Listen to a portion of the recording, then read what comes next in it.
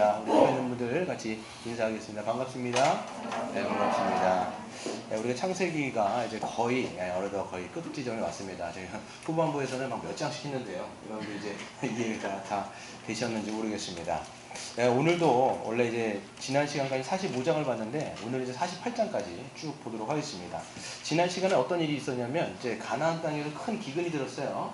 그래가지고 이제 하나님께서 요셉에게 그 꿈을 해석하게 하신 것처럼 7년의 풍년 뒤에 7년의 그 기근, 그래서 앞에 있는 풍년을 기억하지도 못할 정도로 엄청난 기근이 들게 됩니다. 애굽뿐만 아니에요. 가나안 지역까지, 애굽 야곱과 이제 그 아들들이 살고 있는 가나안 지역까지 그런 흉년이 들었습니다. 그래서 먹을 것이 없어갖고 야곱은 그 아들들을 향하여서 너희가 애굽에 가서 곡물이 있으니까 사와라 이야기합니다. 그때 이제 아버지의 명령을 듣고 10명의 아들들이 갑니다. 베냐민 막내가 빠지죠. 아버지가 그에게 재앙이 미칠까 두려워가지고 베냐민을 빼고 나머지 10명의 아들들이 이제 애굽으로 갑니다. 거기서 요셉을 만나죠. 근데 이제 알지 모르니까 그 나머지 10명의 형제들이 총리니까 그 제국을 전체를 다스리는 총리니까 거기에서 머리를 숙이면서 절을 합니다. 하나님의 그 예전에 그 요셉에게 주셨던 꿈이 성취되어지는 모습이 있습니다. 근데 이제 총리는 알지만 요셉은 그들이 형인 줄 알지만 형들은 그가 동생인 줄 모르는 거죠. 그러면서 거기서 어떤 일이 일어나냐면 그 요셉이 형들을 정탐꾼으로 몰아갑니다. 그래서 3일 동안을 가두고 나머지 한 명 시몬을 거기다 가둔 다음에 나머지를 이제 보내가지고 너희가 정직하다라면 그 베냐민을 데리고 와라 라고 이야기를 합니다. 이러지도 못하고 저러지도 못하는데 결국은 가나안 땅에 가서 아버지한테 이야기합니다. 이런저런 일이 있어가지고 지금 우리가 막내 베냐민을 데리고 가야 되는데 얘를 데리고 가지 않으면 우리는 더 이상 곡물을 살 수가 없습니다. 그럼 당연히 야곱은 마지막 남은 아들 아닙니까? 요셉도 죽었다고 생각하고 있고 지금 베냐민도 이제 데려가면 어찌 될지는 모르니까 절대로 데려가지 못하게 합니다. 그렇지만 결국은 이제 곡물이 또 떨어져요. 그래서 애굽으로 갈 수밖에 없는 상황이 되어지고 그 다음에 이제 형들이 베냐민을 데리고 갑니다. 야곱이 뭐라고 얘기합니까? 이 아들이 죽으면 죽으리라. 거기서 마지막 신락 같은 것들을 그냥 하나님께 전부 내어 맡기면서 죽으면 죽을 것이다 라고 얘기하면서 베냐민을 보냅니다. 베냐민까지 갔습니다. 그래서 거기서 이제 총리를 만나죠.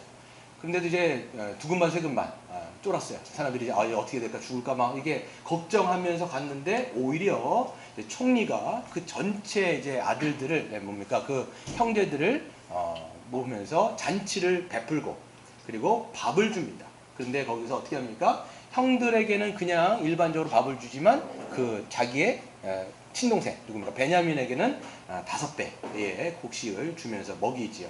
거기까지는 좋았는데 다음날 어떻게 하냐면 아침에 그들을 이제 다시 가나안 땅으로 돌려보내는 사건이 있죠.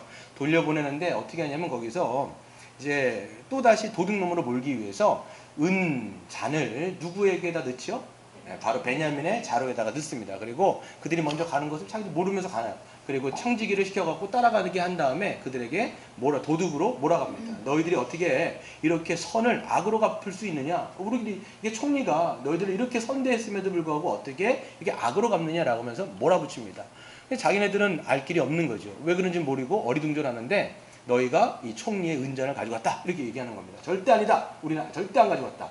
혹시라도 만약에 은잔이 나오면 그 사람과 모두는 다 죽음을 당하거나 당신의 노예가 되겠다. 딱 얘기하는데 그 어떻게 합니까? 첫째부터 마지막까지 센터를 다 까는 거예요. 그럼 누가 나와요? 베냐민이 거기에 자루에서 그 은잔이 딱 나오는 거죠.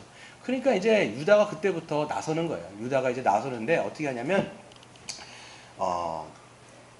우리 모두가 다 노예가 되겠습니다라고 이 총리에게 얘기했을 때 총리는 뭐라고 얘기하냐면 아니다. 은잔이 나온 그 사람만 노예가 되고 나머지는 평안히 가라. 절대 그럴 수 없죠. 가게 되어지면 자기 아버지 야곱이 정말 그 마음이 상해하고 죽을지도 모르니까 절대 그럴 수 없다라고 이야기하면서 거기서 뭐라고 얘기하냐면 유다가 이런 고백을 합니다. 모든 사람은 다 보내주십시오. 다 보내주시고 내가 대신 이 동생을 대신하여 내가 노예가 되겠습니다라고 하면서 그런 반전적인 모습을 보여주는 거예요. 예전에 유다는 어떤 사람이었냐면 야곱이 이름이 하도 많이 나고 헷갈려 그냥 그 요셉이 팔려갈 때 이 유다가 나서가지고 요셉을 팔아버렸던 이 선동했던 사람 중에 한 명이 유다예요. 근데 그 사람이 이제는 어떻게 하냐면 동생 대신에 자기가 잡히겠다라고 이야기하는 것을 보면서 이것을 요셉이 봅니다. 요셉이 보고 마음에 감동을 받았던지, 그래서 거기서 정을 억제하지 못하고 자기가 누군지를 밝히는 장면까지가 지난 시간 우리가 봤던 내용이었습니다. 그래서 이제 형들이 이제 알게 되는 거예요. 아, 저 총리가 우리 동생 요셉이구나. 이렇게 아는데 가까이 갈 수가 없어요. 무서운 거예요. 지들이 한 짓을 알기 때문에 가까이 갈 수가 없는데 요셉이 그들을 가까이 오소서 라고 얘기하면서 자기의 모든 전체의 인생을 그냥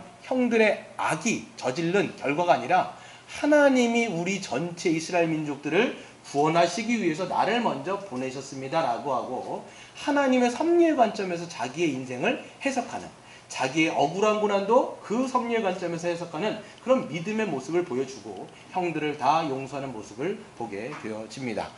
그랬을 때 우리도 그렇죠. 여러분의 고난을, 여러분의 인생의 억울한 일들을 우리가 어디에서 해석을 해야 되냐면 하나님의 큰 섭리의 관점에서 해석하는 게 믿음의 눈이고 신자예요.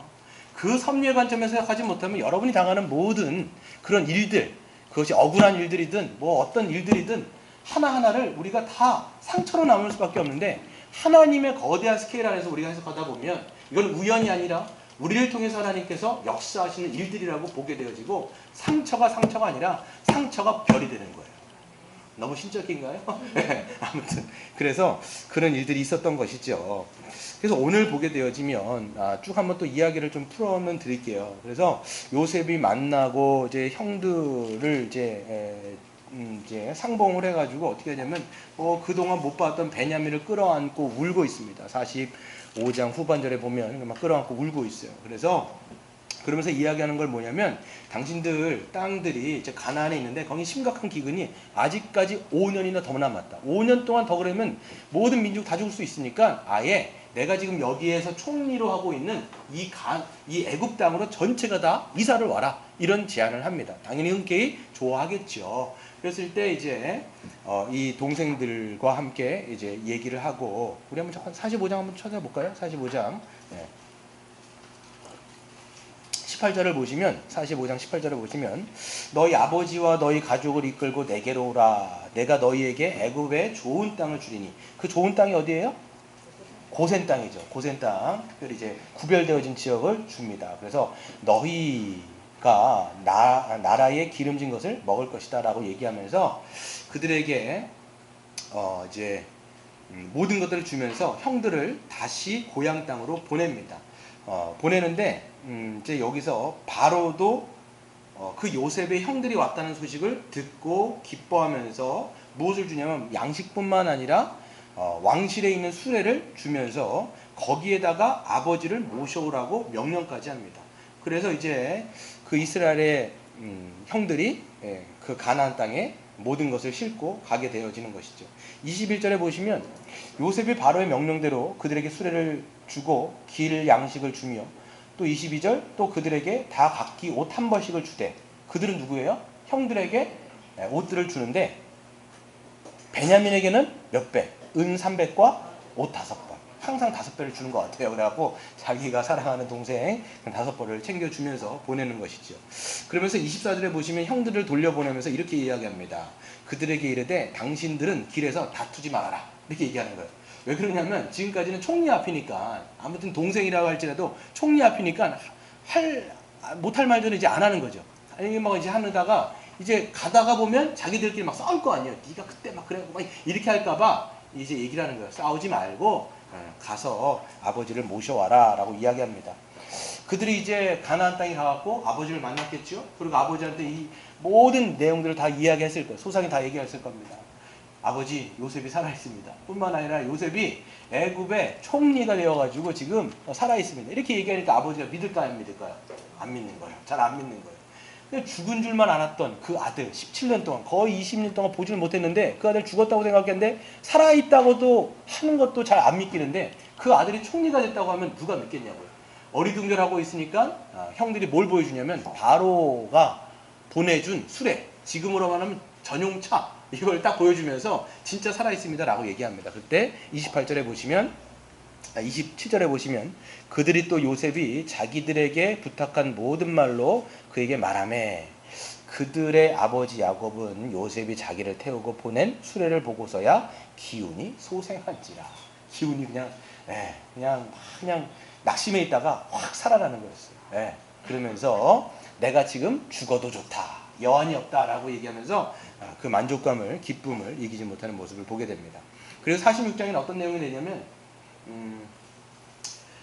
이제 오라고 했으니까 가야 되잖아요. 가야 되는데 가려면 애굽으로 가나안 땅에서 가려면 야곱의 마음에 어떤 생각이 드냐면 애굽은 가나안 땅이 아니잖아요. 약속의 땅에서 어떻게 하는 거예요? 이탈하는 거예요. 하나님은 이 가나안 땅을 주신다고 말씀하셨기 때문에 여기에 남아 있어야 되는데 지금 애굽으로 넘어가면 그 바운드리를 넘어가는 거예요. 걱정이 되는 거예요. 그런데 하나님이 여기서 나타나십니다.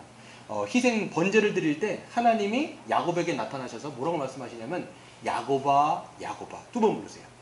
우리 하나님은 정이 많으세요. 두 번 부르시는 거예요. 그래서 뭐라고 말씀하시냐면 너가 가는 것을 두려워하지 말아라.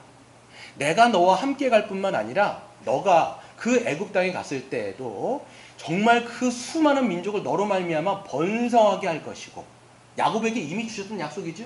네가 애굽에 가서도 너희 자손을 번성하게 할 것이며 다시 네가 가나안 땅으로 돌아올 수 있도록 내가 반드시 약속할 것이다 라고 얘기하면서 두려움에 떨고 있는 야곱을 진정시키는 모습을 보게 되어집니다. 그랬을 때 야곱은 결국은 어디서 죽냐면 애굽 땅에서 죽어요. 눈을 감습니다. 147세에 죽는데 야곱이 어디에서 장사가 되냐면 다시 가나안 땅으로 끌고 와요. 요셉이 장사를 지내려고. 그리고 결국은 막벨라굴이라고 하는 곳에 묻히게 되어지는 것을 보게 되어지는 것이죠. 그래서 야곱은 전체 가족을 다 데리고 애굽으로 향합니다. 자기는 이제 바로가 줬던 전용차를 타고 이제 끌고 가는데요. 46장 8절부터 27절까지가 야곱의 아들들의 이름이 쫙 나와요. 르우벤서부터 베냐민의 아들들까지 쫙 나오는데 여기서 보면요. 르우벤도 아들이 있어요. 그러니까 야곱은 뭐예요? 할아버지인 거예요. 자기의 손자들이 쭉 있는 거예요. 르우벤도 아들들이 있고 뭐 시므온도 아들들이 있고 요셉의 아들들까지 있고 베냐민도 아들들이 있어요. 그러니까 베냐민이 지금 나이가 적은 나이가 아닌 거죠. 그래서 전체 다 합쳐서 몇 명이 들어가요? 그게 27절이에요. 한번 같이 읽어보겠습니다. 시작. 애굽에서 요셉이 낳은 아들은 모두 2명이니 야곱의 집사람으로 애굽에 이른 자가 모두 70명이었더라. 그랬어요. 그러니까 애굽에서 지금 요셉이 난 므낫사와 에브라임까지 전체를 합치니까 몇 명이에요? 70명이 지금 애굽 땅에 들어가게 되는 것이죠. 그랬을 때 애굽 땅에 들어가게 되어지는데 28절부터는 야곱이 유다를 먼저 요셉에게 보냅니다. 우리가 왔다는 걸 좀 알려라 라고 얘기하면서 유다가 먼저 가고요. 그리고 나서 이제 어떻게 되냐면 결국 요셉과 야곱이 상봉을 하는 장면이 29장 29절인 거예요. 얼마나 여러분 마음이 애틋했을까요? 야곱은 정말 그 20년 동안 보지 못했던 생이별해가지고 그 한 번도 죽었다고 생각했던 그 아들을 처음 만나는 장면, 얼마나 정말 애틋하고 가슴이 뭉클했을까요? 반대로 또 요셉도 마찬가지죠. 정말 그렇게 보고 싶었던, 그렇게 그리웠던 아버지를 지금 만나는 거예요. 그러니까 둘이 그냥 목을 끼어안고 울면서 그러는 것이죠. 30절에 그러니까 뭐라고 얘기하냐면 이스라엘이 요셉에게 이르되 내가 지금 살아있고 내가 너의 얼굴을 보았으니 지금 죽어도 조카도다. 그리고 17년 더 사세요. 조카도 하셨지만 17년을 더 사시고 장수하신 다음에 돌아가시는 건데요. 그런데 이제 요셉이 총리니까 이제는 이 전체 가족들을 바로에게 보여줘야 되잖아요. 바로를 만나야 된단 말이에요. 그러니까 바로를 만나기 전에 그 앞에서 그 사전 작업들을 하는 거예요. 만나면 분명히 바로가 당신들에게 뭘 물어볼 거냐면 직업을 물어볼 거다. 근데 당신들의 직업이 목축 아니냐. 목축은 애굽 사람들이 굉장히 가증히 여기는 거기 때문에 왜? 이 사람들은 뭐라고 말씀드렸죠? 그 동물들을 신성시하는데 목축하는 사람들은 어떻게 돼요? 그 동물들을 다 잡아먹어버리는 거예요. 그러니까 가증히 여기니까 뭐라고 대답하냐면 바로가 물어보면 선조 때부터 그렇게 우리는 목축했다라고 이야기를 하십시오라고 이야기를 해요. 그리고 47장에 보면 요셉이 형들 중에 5명만 뽑아가지고 바로에게로 보냅니다. 그러니까 자기가 좀 생각할 때 괜찮은 사람들 있잖아요. 그냥 시몬 같은 애들 다 빼버리고 시몬 이런 애들 빼버리고 5명 선택해갖고 보내는 거죠. 아버지와 함께. 그랬을 때 바로가 물어보는 거예요. 당신들이 지금 뭐냐? 우리는 목축인데 선조 때부터 했습니다. 근데 가나안 땅에 기근이 들어가지고 목축을 할 장소가 없는데 이렇게 여기 애굽 땅에 우리를 보내주신 너무 감사한데 우리에게 고센 땅이라는 땅을 주십시오 라고 했을 때 흔쾌히 이 바로가 허락을 해요. 그리고 고센 땅에 살도록 얘기한 다음에 그리고 그 중에서 괜찮은 사람들을 자기의 가축을 관리하는 사람으로까지도 매어 맡겨주는 모습을 보게 되어지는 것이죠. 그리고 7절부터 보면 야곱, 이제 요셉의 아버지 야곱이 그 바로를 축복하는 장면이 나와요. 사실 반대 아닙니까? 원래 황제가 어떻게 보면 나그네를 축복해야 되는데 반대가 돼요. 야곱이 오히려 이 바로를 축복하는 장면을 보여줍니다. 뭐라고 얘기하냐면 야곱이 뭐라고 얘기하냐면 같이 읽어볼까요? 시작. 야곱이 바로에게 아르되 내 나그네 길의 세월이 130년이나이다. 내 나이가 얼마 못되니 우리 조상이 나그네 길의 연조에 미치지 못하나 험악한 세월을 보내었나이다 하고 바로가 물어본 거예요. 나이가 몇 살입니까? 물어보는 거예요. 여기서 보면 반말로 해요. 나이가 몇 살이냐? 이렇게 물어봐요. 자기보다 한참이지요. 137세. 130세면 그 당시의 나이로는 굉장히 오래 산 나이인 거예요. 근데도 불구하고 뭐라고 얘기하냐면 자기의 연수가 작다라고 얘기하는 거예요. 왜? 누구에 비하면 작은 걸까요? 자기 할아버지. 아브라함이 175세까지 살았거든요. 그리고 자기 아버지도 180세까지 살았거든요. 그거에 비하면 자기는 어린아이입니다. 이렇게 얘기하는 거예요. 그리고 그런데 이 짧은 세월 동안 자기는 어떤 세월을 보냈어요? 험난한 세월, 험악한 세월을 내가 보냈습니다라고 자기 인생을 돌아보면서 고백을 하는 거예요. 왜 그런 얘기를 하냐면 여기서 험악한 세월이라고 할 때는 지금 서로만 굉장히 길죠. 이 이야기를 여러분 좀 아셔야 되기 때문에. 그래서 자기가 한 짓도 있는 거예요. 어떻게 보면 자기의 그 야망 때문에, 자기의 어떻게 보면 움켜쥐려고 하는 그 야망 때문에 형으로부터 피신을 하고 거기서 20년 동안 라반에게 당했던 모든 그 일들은요, 어떻게 보면 자기가 만들어낸 결과라는 거예요. 그런 험한 세월들을 보내는 모습들을 보게 되어지는 것이죠. 그리고 나서 이제 바로가 그들에게 고센 땅을 주고 그들은 고센 땅에서 풍족한 것을 먹으면서 또 거기서 거주하면서 살아갑니다. 우리 27절부터 한번 보겠습니다. 27절 한번 읽어볼까요? 시작. 이스라엘 족속이 애굽 고센 땅에 거주하며 거기서 생업을 얻어 생육하고 번성하였더라. 그랬어요. 이제는 가나안 땅에서 애굽으로 왔어요. 애굽으로 왔는데 거기서도 어떻게 됐어요? 생육하고 번성했어요. 이 생육하고 번성하는 것은 뭐에 대한 약속일까요? 하나님이 야곱에게 주신 언약의 말씀이 성취되어지는 겁니다. 너로 말미암아 민족이 번성이 되어지고 너에게 이 땅을 주겠다라고 했던 그 약속이 지금 번성되는 거예요. 여기서 몇 년을 살냐면 28절에 보시면 야곱이 애굽 땅에서 17년을 거주하였으나 그의 나이가 이제는 147세가 되는 것이죠. 17년 동안 애굽에서 자자손손 번성이 하는데 나중에 여러분 보면요 200만이나 되어지는 민족이 번성되는데 지금도 야곱이 볼 때도 와 이거 놀랍다 라고 할 정도로 엄청난 수가 번성이 되는 거예요. 루벤서부터 베냐민까지 자식들이 계속 태어나는 거예요. 계속 태어나는 거예요. 말하죠. 여러분 교회도 마찬가지입니다. 자자손손 계속 태어나셔야 돼요. 계속 태어나. 뭐 이제 두 명 아이를 갖고 계신 분 있습니까? 3명을 꿈꾸시기 바랍니다. 3명 갖고 있는 저, 4명 꿈꾸려고 하지만 이게 안 되는 일 같아가지고 제가 하지만 계속 낳는 게 아주 좋습니다. 이걸 보면서 여기서 야곱이 요셉에게 자기가 죽을 때를 알아가지고 맹세를 시켜요. 자기의 허벅지 관절에다가 손을 넣게 한 다음에 이 허벅지 관절에다가 손을 넣은 건 누구예요? 아브라함이 누구죠? 엘리에셀 뭡니까 맹세시킬 때 했던 거 똑같은 거죠. 뭐라고 맹세시키냐면 야곱아 아들아 요셉아 아들아 내가 죽으면 절대로 이 애굽 땅에 묻지 말고 반드시 저 약속의 땅 가나안 땅에 묻어다오 이렇게 얘기하는 거예요. 이거를 너는 절대로 잊지 말고 내가 죽으면 반드시 그래야 된다 라고 하면서 맹세까지 시켜버리는 거예요. 왜 그랬을까요 여러분? 왜 그걸 맹세시켰을까요? 하나님이 주신 땅은 가나안 땅이거든요. 약속의 땅은 가나안 땅이지 애굽 땅이 아닌 거예요. 그렇기 때문에 그 약속을 바라보고 거기에다가 자기를 묻어달라고 이야기한 겁니다.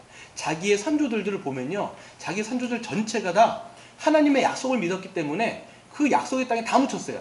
근데 가나안 땅에 실질적으로 야곱이 갖고 소유한 땅이 어디예요? 막벨라 굴이죠.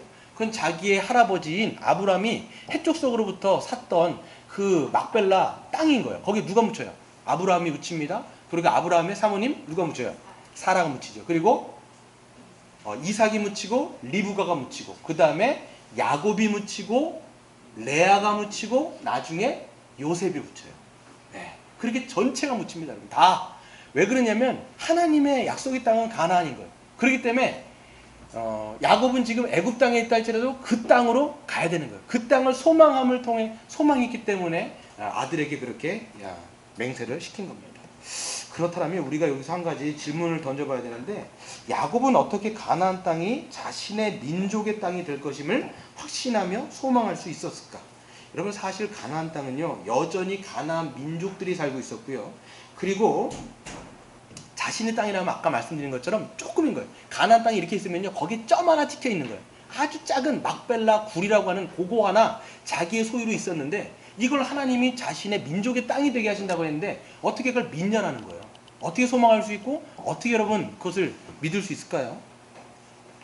어떻게 소망할 수 있을까요? 잘 소망할 수 있었겠죠? 보게 되어지면 여기서 보면 생육하고 번성하는 게 눈에 보이잖아요. 지금 하나님의 약속이 이루어지는 게 눈에 보이는 거예요. 하나님께 약속을 지금 받았을 때가 야곱은 언제냐면 창세기 28장에 보시면 혈혈단신으로 그 형 에서를 피해 갖고 라반에게 갈 때 그때 하나님이 주시는 거예요. 내가 너로 말미암아 큰 민족을 이루겠다. 약속의 땅을 주겠다. 그에게 지금 그 귀에 들릴까요? 지금 야곱에게 문제는 뭐냐면 내가 안전하게 그곳까지 갈 수 있을까? 이건데 지금 그 민족이 이루어지고 번성하는 게 자기에게 관심사가 아닌 거예요. 근데도 불구하고 그때 혈혈단신으로 나왔는데 하나님 어떻게 약속을 지금 이루어 주시냐면 계속 번성한 거예요. 12명의 아들들이 낳고 12명의 아들들을 통해서 또 손자들이 낳고 그 손자들을 통해서 또 번성하는 거예요. 아, 하나님은 나로 말미암아 그렇게 약속을 성취해 가시는구나. 이렇게 약속을 성취해 가시는 걸 보니까 저 땅도 언젠가는 하나님이 분명히 우리에게 주실 것이다 라는 확신을 갖게 되는 것입니다. 여러분, 우리도 마찬가지예요.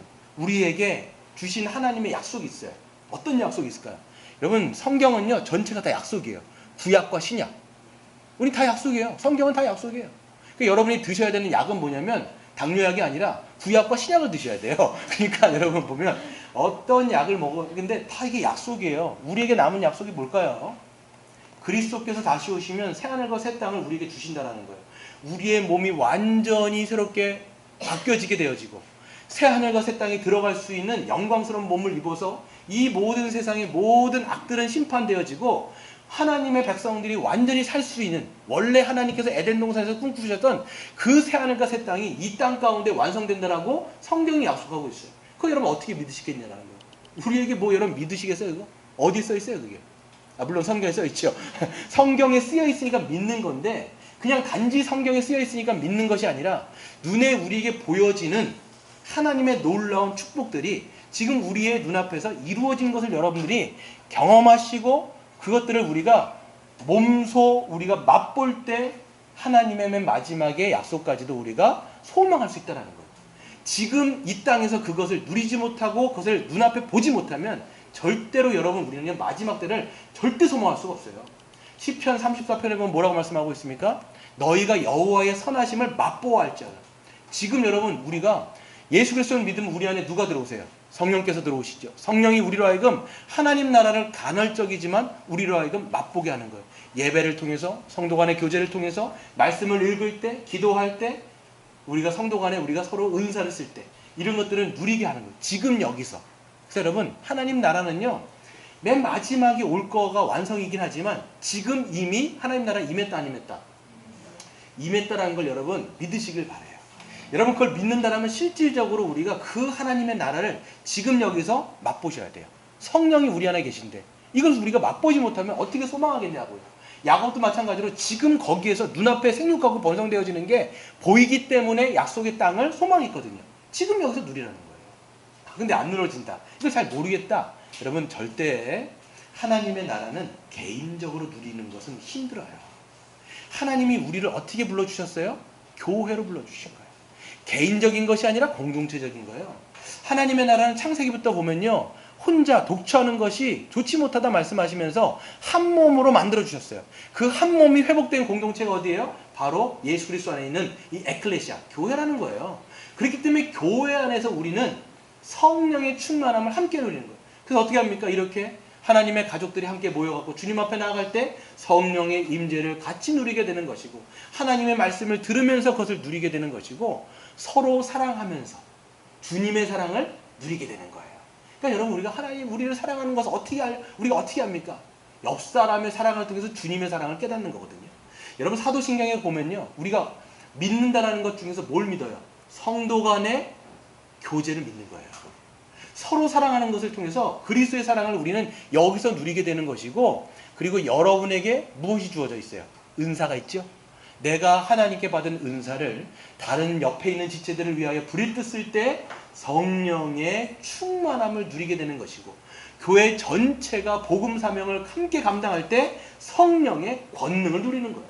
여러분, 자꾸 개인적으로 누리려고 하지 마세요. 물론 개인적으로도 누리는 게 분명히 있지만, 더 하나님께서 주시고자 하는 것은 교회, 이 공동체를 주셔서 함께 우리가 한 몸으로서 누리게 하신다는 것을 여러분 믿으시기를 바랍니다. 그래서 여러분, 함께 이것을 누려야 돼요. 그래야 우리가 교회로서 그것을 누려야 맨 마지막에 오실 예수 그리스도로 말미암아 완성될 나라가 얼마나 좋은지를 아는 거예요. 지금 여기도 좋은데 주님께서 오시면 얼마나 더 좋을까, 이렇게 되는 거예요, 여러분. 근데 여기서 우리가 함께 못 누려요. 지금도 거지 같은데 그때 오면 얼마나 이렇게가 안 된다는 거예요. 그러니까 여기서 정말 여러분 풍성을 누려야 돼요. 너무 고달파요. 정말 살기 싫어요. 이게 아니라 함께 있으면서 누리셔야 돼요. 그래서 두 번째를 보시면 48장을 좀 갈게요. 오늘 이제 여기서부터 하는 건데요. 물론 두 번째 메시지가 있습니다. 48장에 보시면 일 후에 이제 어떤 사람이 요셉에게 이야기합니다. 아버지가 병들었습니다. 아버지 나이가 지금 147세예요. 거의 이제 곧 있으면 돌아가실 때가 되는데 아버지가 병들었습니다 라는 얘기를 듣고 요셉이 아들들을 데리고 갑니다. 므낫세와 에브라임. 누가 장자예요? 므낫세가 장자예요. 그 둘이를 데리고 가는데 얘기하는 거죠. 2절을 한번 읽어보세요. 어떤 사람이 야곱에게 말하되 당신의 아들 요셉이 너에게 왔다 하매 이스라엘이 힘을 내어 침상에 앉아. 이렇게 하는 거예요. 지금 그러니까 이게 기력이 없는 거예요. 기력이 없는 거예요. 여러분, 기력이라는 거 여러분 생각해 보시면 이게 연세가 드실수록 기력이 빠진다는 생각이 드시죠? 이게 가끔 느껴요. 저는 여러분 앞에서 제가 말씀드리기엔 좀 외람된 말씀이지만 요즘에 보면 기력이 진짜 빠질 때가 있어요. 어떨 때 보면 갑자기 정말 배가 확 고파졌다가 기력이 확 빠지는 게 느껴지는 거예요. 와, 이때 안 되겠다. 이럴 때가 막 있어요. 그래서 말을 할 때, 제가 막 설교할 때 막 기력이 빠지면서 와, 지금은 사탕을 먹을 때다. 막 이렇게 생각이 들 때가 있어요. 정말로. 이게 기력이 빠지는구나. 이렇게 생각이 드는데, 야곱은 지금 어떻게 하시겠어요? 147세. 연세가 굉장하시죠. 그러니까 못 일어나시는 거예요. 그래갖고 일어나는데도 힘을 다하여 침상에 앉아서 그 손자들을 축복하기 위해서. 저는 이런 걸 좀 한번 꿈꿔봐요. 맨 마지막 때. 내가 마지막 때, 여러분 어떻게 하시면서 돌아가실 것 같아요? 그때 가족들을 축복하면서. 그렇죠? 어떤 분들은 정말 이게 막 해가지고 막 가족들 막 욕하고 막 돌아가시는 분인데 그렇게 하지 마세요. 여러분 지금부터 기도하세요. 곱게 돌아가셔야 되겠다. 이거 여러분 기도하시면서 정말 침상에 일어나서 그 가족들을 기도해주고 그 다음에 손자들을 축복해주면서 이렇게 했으면 참 아름다울 것 같아요. 제가 보니까. 그러면서 이렇게 이야기하는데 야곱이 눈이 많이 어두우세요. 눈이 막 어두우시니까 축복을 해주려고 하는데 눈이 잘 안 보이시죠. 그래서 어떻게 하냐면 먼저 5절을 한번 같이 읽어볼까요? 시작. 내가 애굽으로 와서 너에게 이르되 전에 애굽에서 내가 낳은 두 아들 에브라임과 므낫세는 내 것이라. 루벤과 시므온처럼 내 것이 될 것이요. 이렇게 있어요. 여기서 뭘 얘기하냐면 자기 손자잖아요. 므낫세와 에브라임을 자기의 아들로 입양해버려요. 시므온과 루벤처럼 입양을 한다는 거예요. 왜 입양했을까요? 몰라요. 왜 입양했는지 모르겠는데 결국 입양한 이유는 뭐냐면 성경에는 요셉을 장자로 세우기 위함이에요. 네. 말씀을 드려보면요. 나중에 여러분 이 이스라엘 백성들이요. 전체가 나중에 200만이 돼가지고 출애굽해가지고 가나안 땅을 실질적으로 들어가요. 들어갈 때 그 가나안 땅에 들어갔을 때 지파별로 땅을 분배를 받습니다. 땅을 다 분배를 받는데 땅을 분배받지 못하는 지파가 두 지파가 있어요. 누가 있을까요? 레위 지파가 그 땅을 분배를 못 받아요. 뭐라고 말씀하시냐면 하나님이 기업이니 너희는 땅을 받지 말아라. 차라리 땅을 주시지. 그러니까 내가 너희의 기업이 되겠다 이렇게 말씀하세요. 내가 너희의 기업이 될 테니까 너희는 땅이 없다 이렇게 말씀하시면서 레위 지파가 빠집니다. 그리고 요셉 지파가 빠지면서 요셉의 아들 에브라임과 므낫세가 들어가는 거예요. 그러면 요셉은 몇 배를 받는 거예요? 다른 지파에 비해서 더블을 받는 거예요. 그러니까 여러분 기업을 2배를 받는다라고 하는 건 뭐냐면 실상 장자라는 거예요. 여러분 못 믿겠으면 우리 한번 이 말씀 한번 찾아보겠습니다. 역대상 5장 1절부터 2절. 역대상 5장 1절 2절을 보시면 여기서 정확하게 쓰여 있습니다.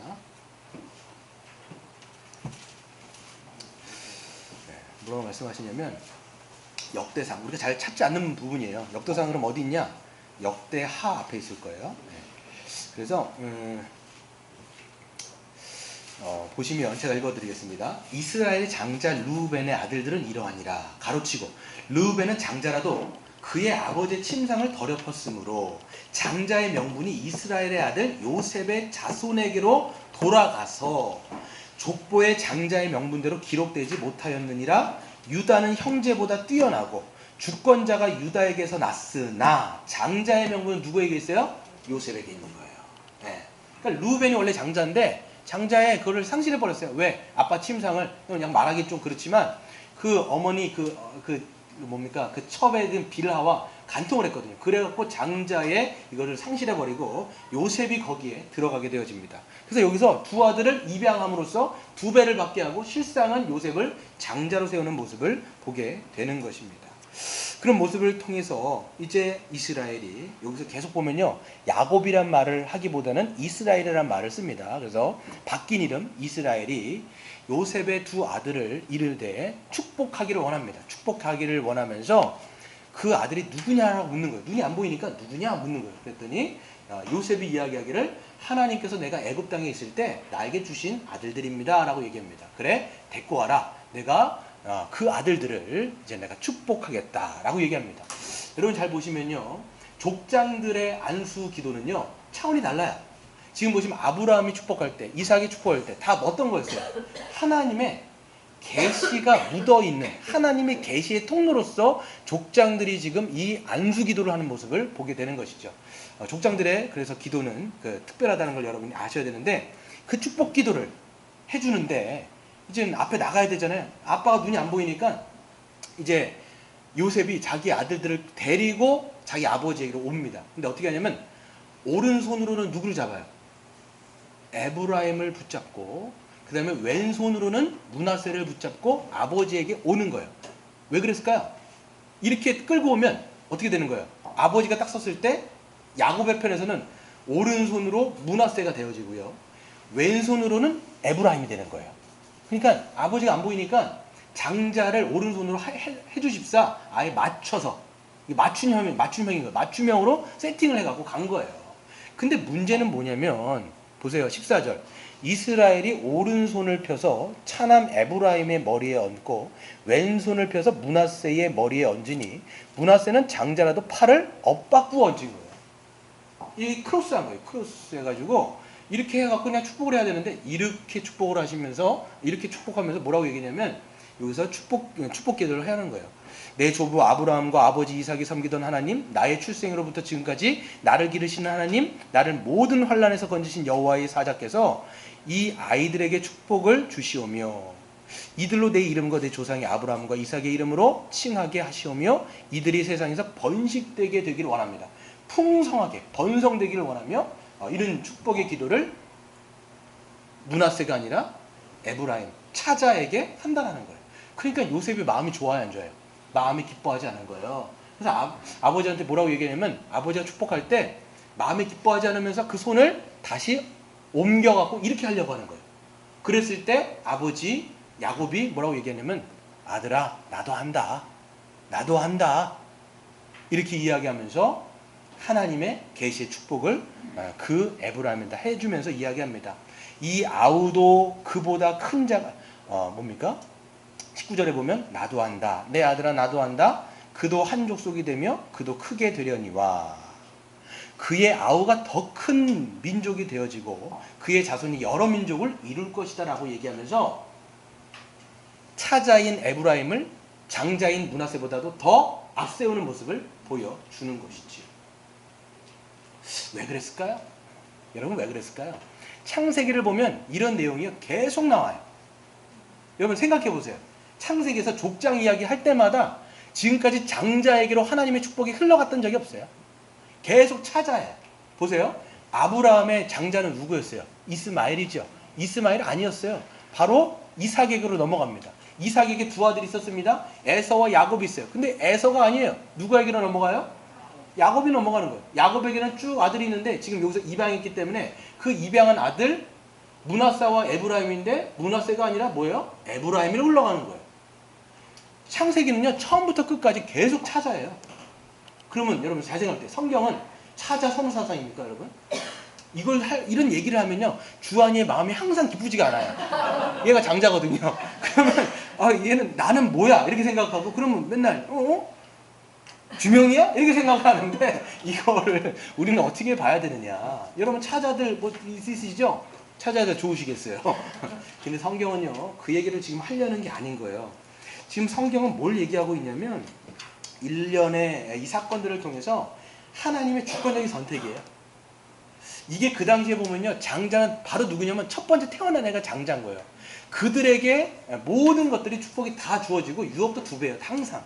근데 그거는 인간적인 전통이요 인간적인 문화와 관습이지만 이 하나님의 하나님의 선택은 이런 인간적인 선택과 기준과 모든 것들을 뛰어넘거나 혹은 이것을 역행하는 거예요. 그래서 여러분 기독교는요 역설적인 종교입니다. 절대로 인간적인 조건을 보질 않아요. 인간적인 기준을 따지지 않는다는 거예요. 이게 그래서 결국은 뭘 보여주시냐면 계시적인 성격이라고 말씀드렸잖아요. 우리의 구원이 어떻게 이루어지는지 보여주는 거예요. 여러분 우리의 구원은요 보면요 그냥 우리의 행동하고는 상관이 없어요. 우리의 어떤 행위와 우리의 어떤 것들하고는 전혀 상관이 없어요. 하나님이 보세요. 하나님의 주권적인 선택이 가장 극명하게 드러난 게 누구냐면 에서와 야곱이에요. 에서와 야곱이 태어나기도 전에 뭐라고 말씀하시냐면 에서는 미워하였고 야곱은 사랑했다 이렇게 얘기해요. 아니 지금 에서는 태어나기도 전에 아무런 뭐 미움받을 만한 행동도 한 적이 없는데 하나님의 그냥 주권적 선택이라는 거예요. 그게 여러분 우리의 기독교예요. 여러분 기독교를 보시면 전혀 정말 우리는 구원받을 만한 합당한 그런 조건도 자격도 기준도 사실 없어요.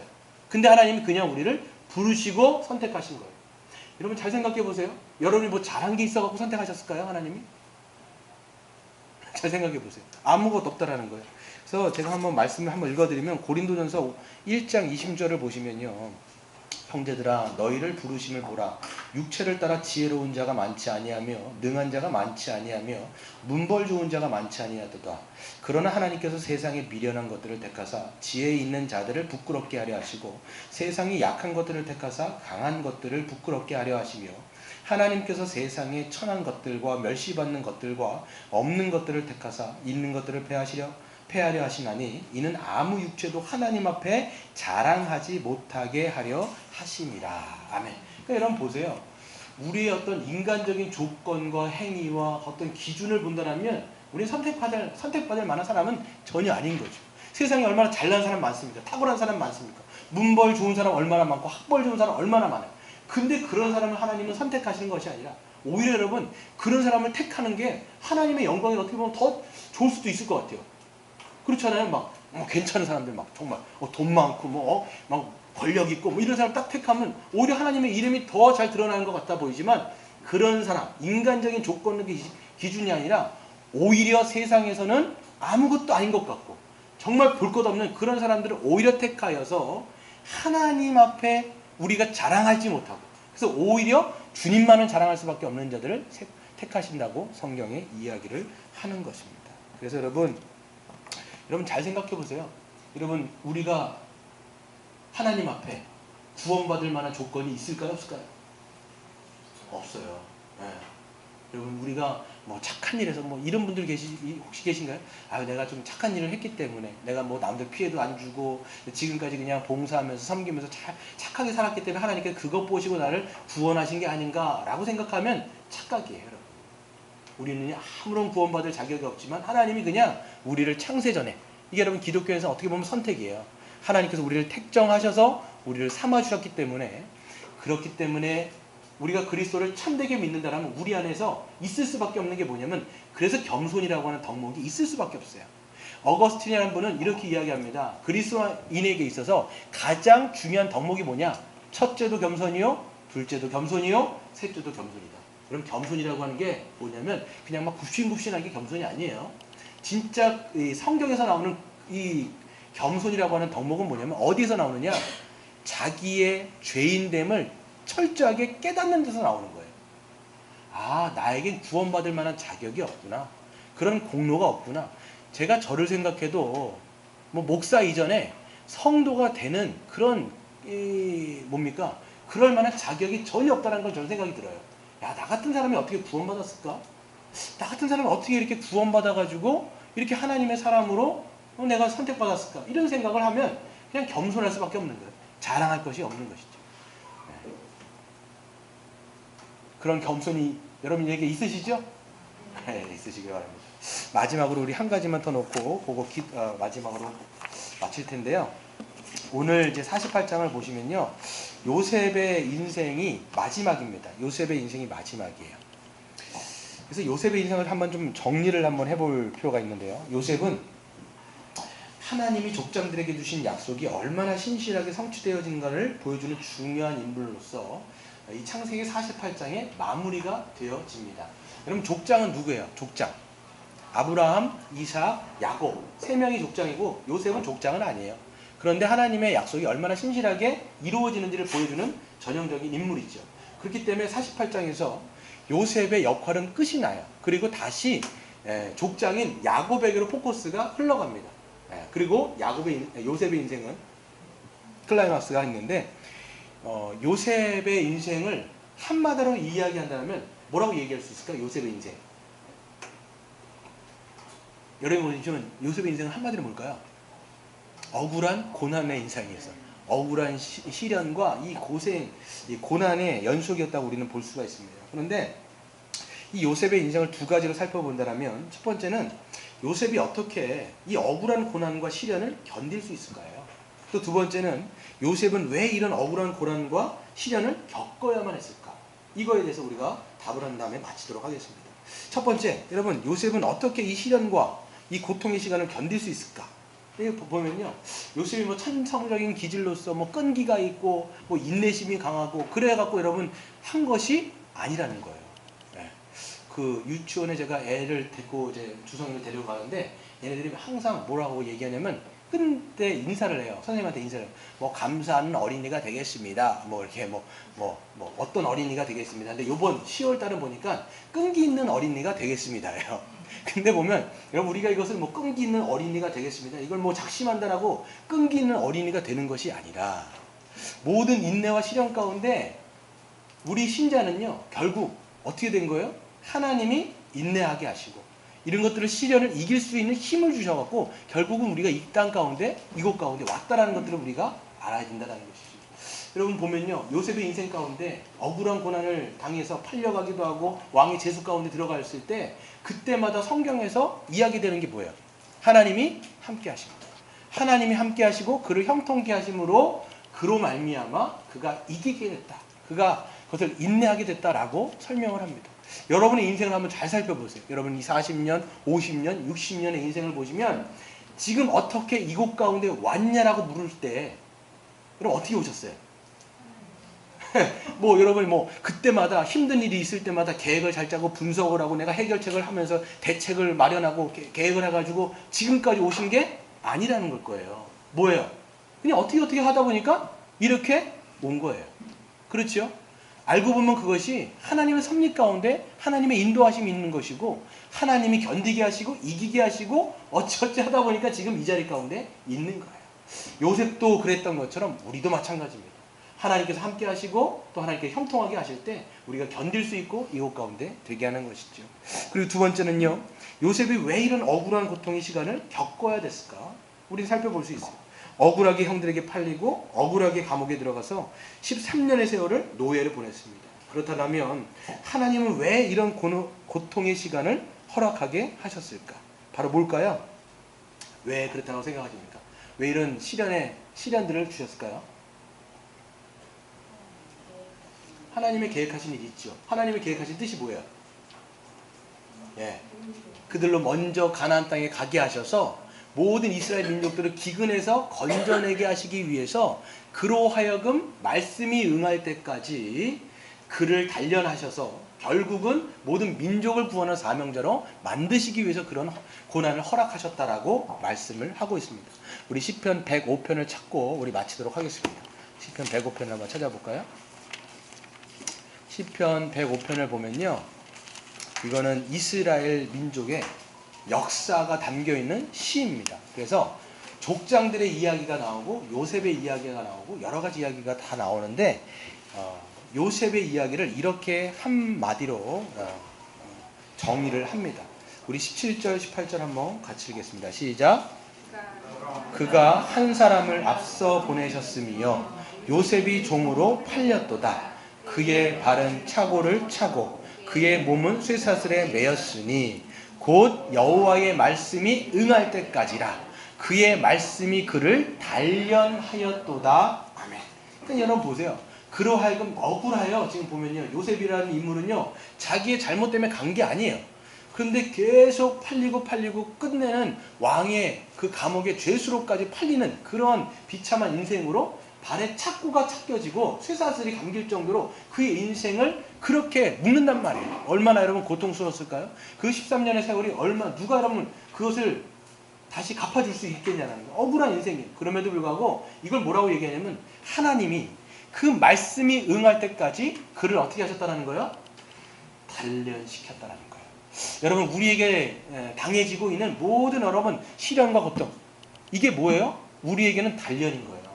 이 단련을 통해서 결국은 우리가 하나님을 어떻게 보면 이제 생명을 살리는 사명자로 세워질 때까지 이걸 단련하시는 거죠. 여러분 우리가 지금 양육교육을 통해서 말씀을 배우고 있어요. 말씀 막 배우고 있어요. 뭐 복음의 기초도 하고 교회론도 하고 막 있습니다. 근데 그게 여러분 지식의 말씀으로만 머물러서는 안 되는 거예요. 지적인 말씀이 아니라 그것이 어떻게 돼야 돼요? 우리의 삶 속으로 체화하는데 결정적인 역할을 하는 게 뭐냐면 고난이에요. 저도 고난을 싫어하지만 그 고통과 시련의 시간들을 통해서 머리에 있는 말씀들이 우리의 삶 속에 녹아지게 되어지고 체화되어지고 체득되어지는 거예요. 그래서 거기서 나오는 게 뭐냐면 지식이 아니라 지혜인 거예요. 여러분 이걸 뭐라고 얘기합니까? 간증이라고 얘기하는 거예요. 성도들은요 간증이 많아야 돼요. 간증이 뭐냐면 그냥 뭐 하나님이 이렇게 해주셨으니까 막 잘 되게 해주시면 그게 간증이 아니라 내가 하나님의 말씀 가운데 이렇게 살려고 했을 때 순종하려고 했을 때 이런 일들이 있었고 그것을 통과했을 때 그 말씀이 나에게 어떻게 이루어지는지 하나님 나와 어떻게 함께 하시며 지혜를 주시며 그것들을 이기게 하시며 능력을 주시며 나로 하여금 이렇게 하나님의 형상으로 빚어주셨습니다 라고 얘기하는 게 간증이에요. 그래서 여러분 간증이 많은 신자일수록 성숙한 신자예요. 그래서 여러분 우리가 소그룹 할 때마다 여러분 간증이 많은 신자들 되시길 바랍니다. 여러분의 그 하나님의 말씀이 여러분 삶 속에서 체화가 돼야 돼요. 그래서 여러분 말로 하는 게 아니라 저도 어떨 때 보면요 이 목사지만요 야 말은 잘하는구나 이렇게 얘기할 때가 있어요. 지금도 이 말은 잘하네 입술 뚫렸다고 말은 잘하네. 근데 그게 아니라 삶을 통과해서 나오는 게 진짜 여러분 성숙시되는 말씀이죠. 그게 능력인 거예요. 하나님의 나라는 말에 있는 게 아니라 뭐예요? 능력이 있는 거예요. 그 능력은 어떤 능력이에요? 거룩의 능력입니다. 그 거룩의 능력은 뭐냐? 바로 고통을 통해서 고난을 통해서 빚어졌을 때 성품으로 빚어지는 거예요. 그런 저와 여러분 되시길 주의 이름으로 축원드립니다.